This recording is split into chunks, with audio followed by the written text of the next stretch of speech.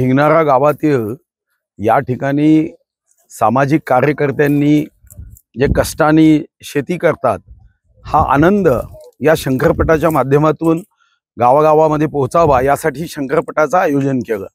खरं तर शंकरपटावर या अगोदर बंदी होती, पण सुप्रीम कोर्टाने ती बंदी उठवली आणि गावकऱ्यांनी एकत्र येऊन शंकरपटाचं आयोजन केलं। मी त्यांच्या या प्रयत्नाच्या यशासाठी शुभकामना दिल्या आहे। आणि शंकरपट हा फक्त एक उत्सव कार्यक्रम किंवा स्पर्धा नसून या निमित्ताने प्रत्येकाने आपल्या जनावरांची उत्तम निगा राखावी, तो सुदृढ असावा याची काळजी घ्यावी, त्याचा आहार त्याच्या संदर्भामधल्या इतर गोष्टींची काळजी घ्यावी, या मागचा हा खरा तर हेतू आहे।